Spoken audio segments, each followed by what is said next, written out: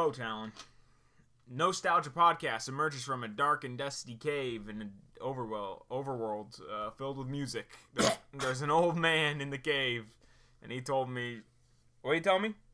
It's dangerous to go alone.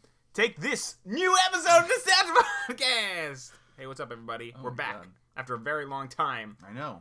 It's been 2 months, I think, or something. I don't know when you're putting this up. Maybe 3 months by the time it goes up. Who knows? It's been a set amount of time of months. And we've been gone. We haven't had a lot of time to record stuff. But I've been playing a lot of games, so new episodes will be coming out fairly quickly. This one's about Legend of Zelda for the NES. Yes, this is Legend of Zelda, and we're talking about the original Legend of Zelda. So for those who don't know, it's not the one... It's not Ocarina of Time, so not the one on the N64. And it's not A Link to the Past, so not the one on the Super Nintendo. This is the original one. First release. The first release of Legend of Zelda on the Nintendo Entertainment System. Yeah, I will say, I played this... I had the NES Classic to play this, but I did play this on my computer because I wanted to, like, read a guide on how to beat this. Because I tried playing it on the NES Classic, and I was super confused, and I didn't know what I was doing. And then I gave up. And then I was like, you told me it was okay to use a guide, so I went ahead and used the guide, because it was, and that way it was like a lot more helpful for me actually traversing the overworld and like realizing where I had to go. And I had a lot more fun that way, instead of just stumbling around not knowing what I was doing. But that's just me. Especially with these old NES games, Nintendo always kind of just planned them around like Nintendo Power Magazine. So you always had some sort of guide, or it was built around the time when people actually talk to each other when playing games. Yeah. Not like online multiplayer, but just like, you know, you go to school and everyone's like, I found this today, and everyone goes home after school and, you know, tries it, that kind of thing. Yeah. Like the old myths of Pokemon, of Nintendo games. So a lot of the game is trial and error, just trying to set trees on fire and blowing up rocks, and a lot of it was in Nintendo Power. And I remember sometimes people found like secrets in the games like years later with nothing in it. Yeah. This game had a lot of secrets, but we'll get into that later. Yeah. Basically, the way I played this was I played it on an emulator on my computer, and then like I also had like the guide open so I could like watch it. So that's how I play. I didn't play it on the NES Classic, but still I played the game. And I had a good time playing it. Yeah, it's a fun game. Yeah, it's a fun game. For me, I don't know, when I was playing it, should we jump into the lists of things in our order? Or should I just say general opinions? What do you think? Let's do our normal thing. Let's go through the list. Okay. Let's go through. So, how we usually do this? So, I believe we usually go through the technical aspects of the game first. Yeah. So, it was on the NES. It was the first Legend of Zelda in North America. It originally came out on the disc drive for one of the older Nintendo systems in Japan. It came out a year later on the NES in America. So that was 1987. July of 1987 came out in North America, which is crazy. That's a long time ago. It is. So the game's old, and it looks old, but it still holds up pretty well. It's clean. You can kind of tell where everything is. It's just a matter of knowing where to find it. It's very simple. It is very simple. Yeah. It's a game of just adventure. Feels like anyone could play this game, but like it takes a lot of know-how to like win it. To beat it. Yeah. Anyone can play it and get around. Yeah. It's just a matter of actually completing it. Because the controls are fair. It's just like walking around and stabbing things, you know. And then like I like the idea of the like your menu screen that you have. Like if you is it B or start or something? Yeah. It like goes up and you could like switch between weapons and then like you know you can collect all the different. Yeah, that's all really cool. I really like that. And then you had like your marker of getting the Triforce. Like it would slowly fill up as you go to different. Yeah, that was really cool. Yeah. I enjoyed that part of it. It felt like, you know, because as I started playing, I was wondering how would they put show RPG completion? Well, yeah, or RPG mechanics into a game this old. Yeah. Like, was it just running around and pressing the B button to kill the enemies? But there is like a menu. Yeah, which is cool. Yeah, Zelda was.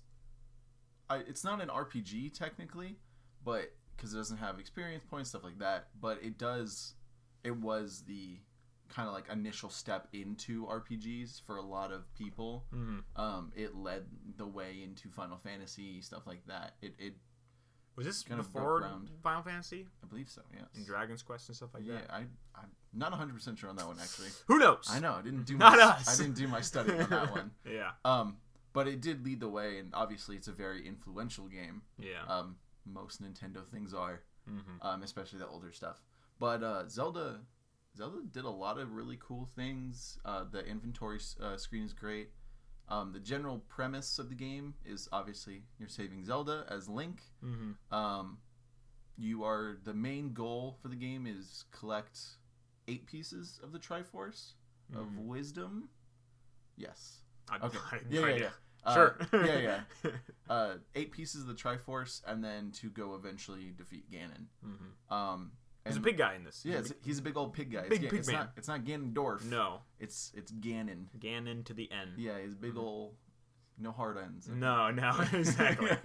But, yeah. What else can we talk about tech? I mean, it's pretty simple, really. Yeah. The NES controller only has several buttons on it. Yeah. There's really only like 2 you're using. Yeah. Besides the control pad. It's very simple. You're just getting new items, and it's honestly just trial and error unless you know the game or you're using a guide of what these items do. Yeah, it's like maybe we're now. What was the next? Is the next thing gameplay? We have tech and gameplay. Yeah. Now we can speak a little bit about gameplay. The gameplay for me felt like you're traveling around the overworld to collect specific items to win dungeons, basically. Yeah.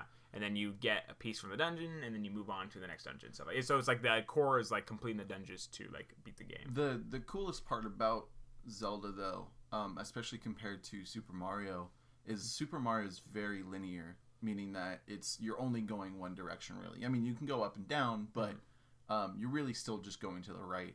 The thing with Zelda, especially that Miyamoto wanted to show throughout the whole game, it's not linear at all.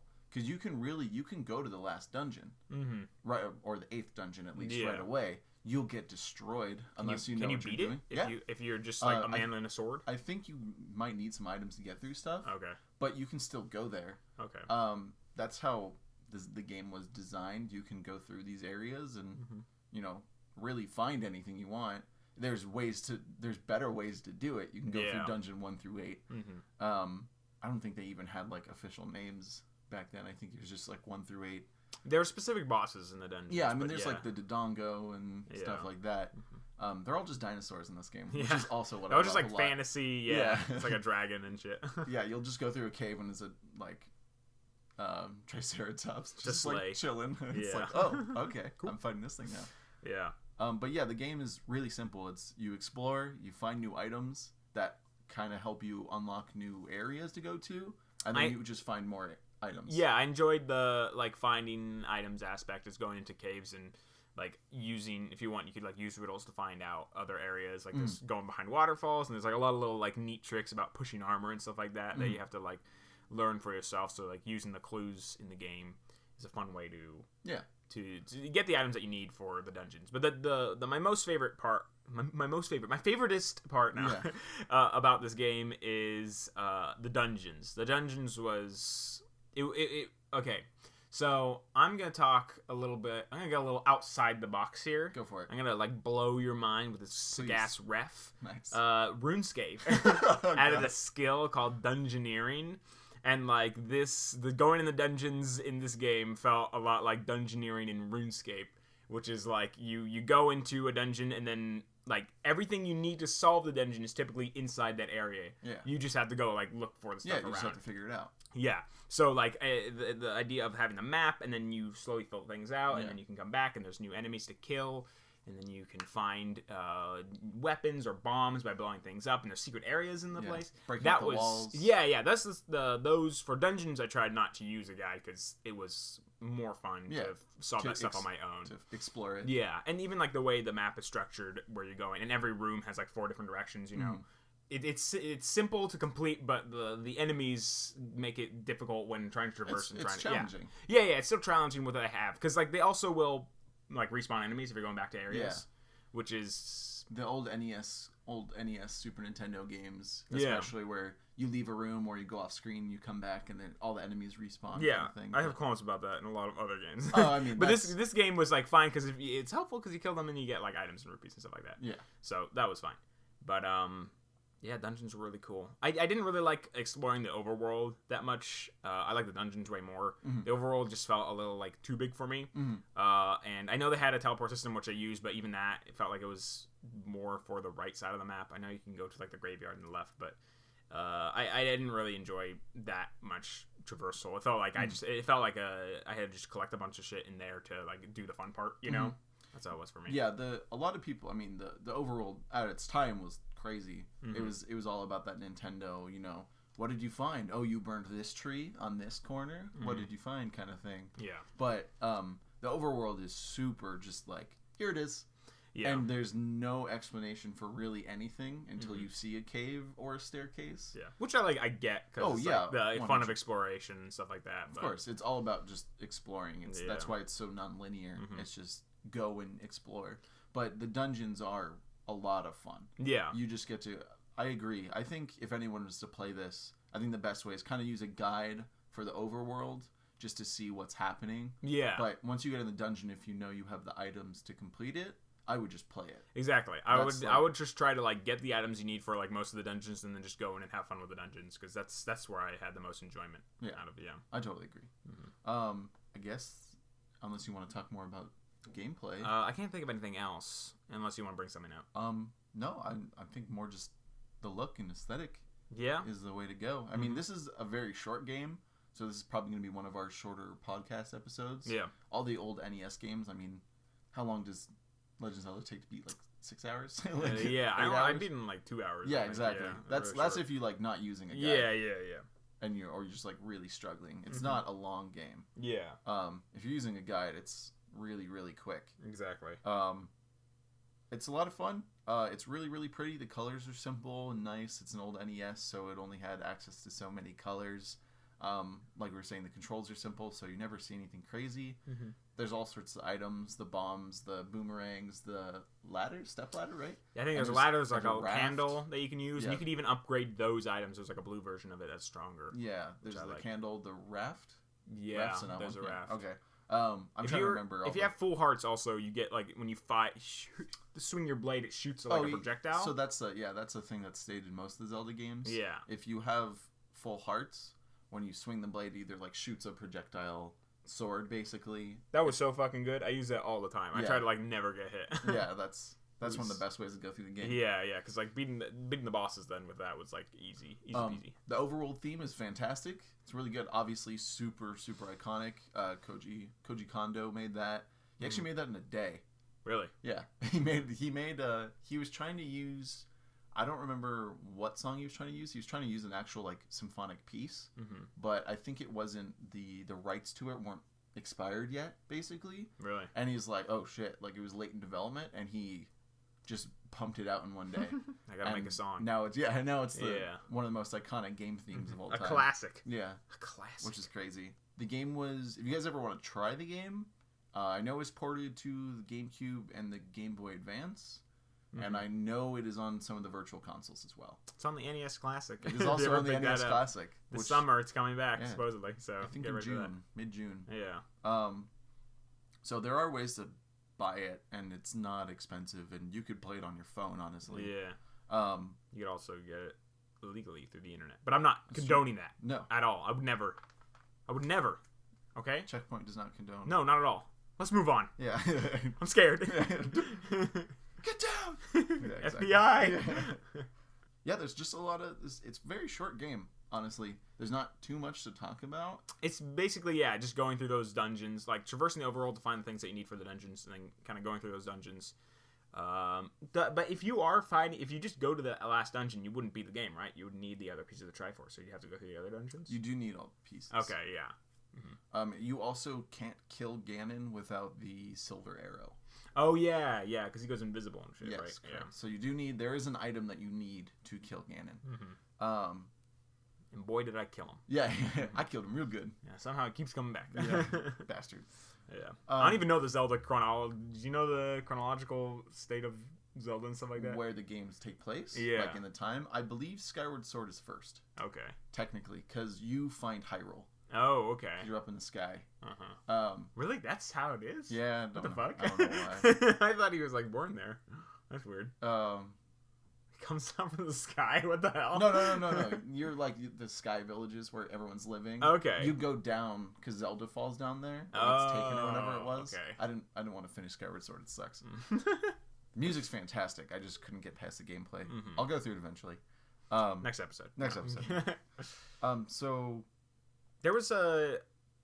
I'm trying to think of little things that I enjoyed because talk about your experience. I played this I played this like a couple, like maybe 4 months ago, I think. Yeah. So I've forgotten a lot of what's happened, and I didn't write anything down. So I'm using a lot of part of my brain right now. 100% of it going real hard right now.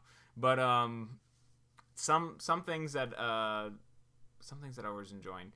I liked how I went into like those caves with the old men and the old women, and like sometimes and I did some stuff. No, yeah. Well, I liked how if you hit them, like fireballs go at you. I thought like as I was playing, I'm like, what happens if I just like slice this dude? And then like I got punished for it, and I was like, that's cool.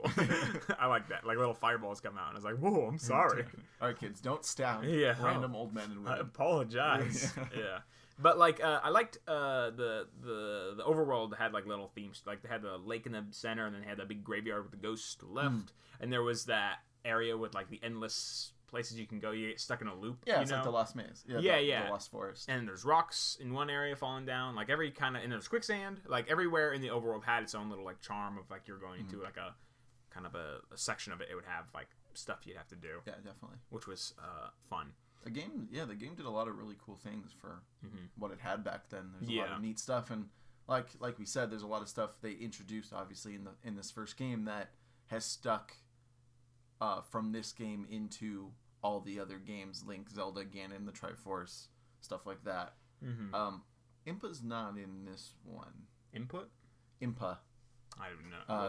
They might have named her in the guide, like one of the old ladies. Okay. I just don't remember if she's technically in the game or not. I sliced her head off. Yeah, I cut her and she threw fireballs at you. Yeah. She's not gonna appear in that. If she does, she's gonna be real angry at this guy. But one of the coolest things, especially about this Zelda, leading up to the newest Zelda, which is Breath of the Wild, I'm sure more people are familiar with Breath of the Wild now than maybe the original Zelda, just because it's so big. I feel like everyone knows the name. Yeah, exactly. Breath of the Wild, it's basically took everything from the first Zelda. Really? That's why it's so non-linear. It's not like Ocarina or any of the other 3D Zeldas where... Yeah, because in that game you can go to the final boss like right away. You can go to the final boss immediately. Yeah. And that's the same thing with this original one. Yeah. It's all about exploration and finding things. That's cool. Obviously, it's way prettier and there's a lot more to do side quest-wise and stuff. But Breath of the Wild just took... like, its whole idea was a newer version of the original Zelda. How dare they? Just with all, exactly, bastards. So a lot of people might not know that or even realize it because they don't know the original one. But a lot of it is from the original, so it's pretty cool. That's cool. Breath of the Wild is like the pretty new version of Zelda, the new start almost. So. Oh, did we talk about the second quest? Oh, okay, real quick. So there's another thing about this game I'm not sure many people know about. It's called the second quest. So once you beat the game, you have an opportunity to play what's called second quest, and the map's kind of swapped around, item placements are moved around, and there are harder enemies. So if you want a harder version of the game or want to play it again just differently, there's that. But if you just want to play it immediately, when you start the game where you name your character, if you name the character just Zelda with all capitals, Zelda, it'll start the second quest immediately in the game. So you'll have a harder time, but the item placement... So the game will be different if you want to play it a second time. I named my character Adam, and it made me naked. Yeah. It took all my weapons. Yeah. I don't know why. Another thing I definitely suggest, if no one's ever seen it or played it, I definitely suggest this to you, Adam, as well. Or if you're interested in the old Zelda games, they do have what's called randomizers. Ooh. So you can play these mostly on computer, but it's like a version of the original Legend of Zelda or Link to the Past where... the game is completely randomized, so the first item you get might not be the lantern or anything, or the sword. It could be the boomerang, or like... might just be the Master Sword. Yeah, exactly. Really could. Or just a heart container. There's a lot of really cool things. That's cool. I definitely suggest that if you guys want to spice it up a little bit, or even just watch people do it. Yeah. Strongly suggest it. It's really cool. That's cool. Yeah. Is there anything else on that list? Yeah, not really. More just like... your awards, if you want to... Oh! You mean the Adam Awards? That's premiering right fucking now? Woo! You have a theme song playing, right? Obviously. Do we have a theme song? Of course. It's... Here we go. All right. I don't have good awards for this one. I have Best Moment was like moments, was like any dungeon that I entered and had fun in. Like that was like the best part of the game. It wasn't a specific moment because I couldn't remember a lot from me playing this like 5 months ago, but like I like how every time I talk about how long I've played it, the number of months goes up. Yeah, 3 years ago. Yeah, 14 years ago I tried this game. But yeah, any dungeon, I enjoyed that. Like going through that was like the pinnacle of this game where I was like, whoa! And then I stepped into the overworld. I'm like, okay, when do I get to the next dungeon? When do I get to the next dungeon? Yeah. Most bullshit moment. I was trying to like rack my brain around like what was really annoying because I couldn't remember much. But I remember one enemy that was really pissing me off, and that was like the wizards that shot magic spells and they teleport around. Yeah. Wizrobes. Yeah. That's a good name. Yeah. For the biggest asshole. Oh, yeah. No, but I hated those things because like every time I would be traversing like a little small area, they would just pop in. Especially if there's 5 of them, they'd like go behind me and yeah, they're really melt annoying. my ass. Yeah. The game slows down. There's so many of them. Yeah.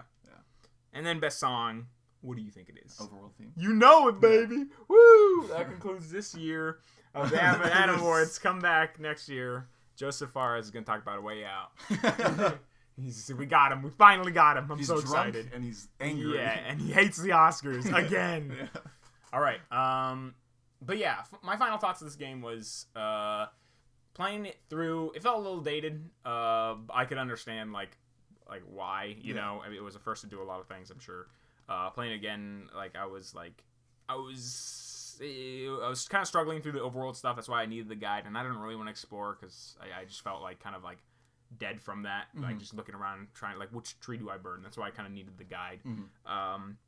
So it didn't really hold up for me in that respect, but I did find like the dungeons to be like fresh as hell, like ready to go. Really fun. Doesn't matter what time you're playing it, if you're old, young, this or that, you go into a dungeon, you're gonna have fun. So that I enjoy. If someone like hasn't played Legend of Zelda or anything like that and they're interested to, I would say, like, use a guide for the overworld. Just get what you need and then go have fun in the dungeons because that's, like, the core of the game to me. It's definitely a good idea. Yeah. And it's an easy game to find. Yeah. So you don't need to play it on the original NES. You can, if you have a Wii, if you have anything, you can. I think it's on the 3DSs. I'm not sure. Yeah.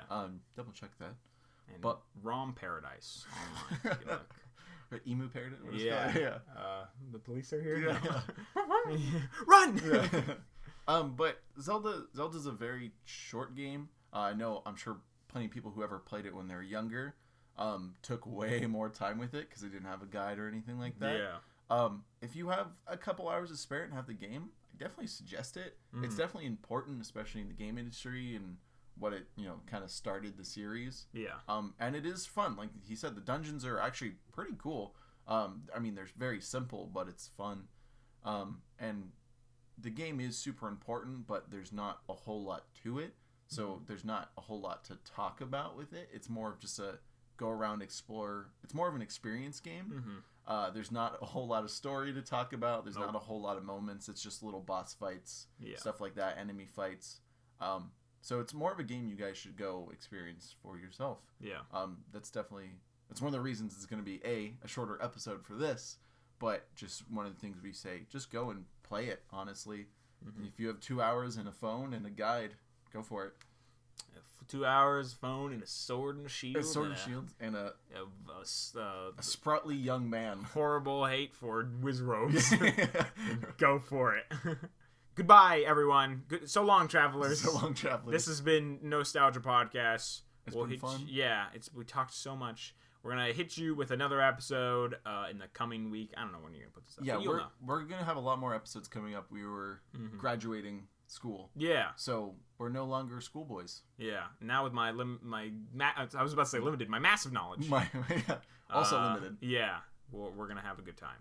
So yeah. Thanks for listening, everybody. Thanks for listening, and goodbye. Bye. Legend of Zelda. Classic video game. Glad we played it. Are we going to do the fade out? Yeah. Okay, cool. Always do the fade out. Always got to do the fade out. Hey, everyone. Fuck you!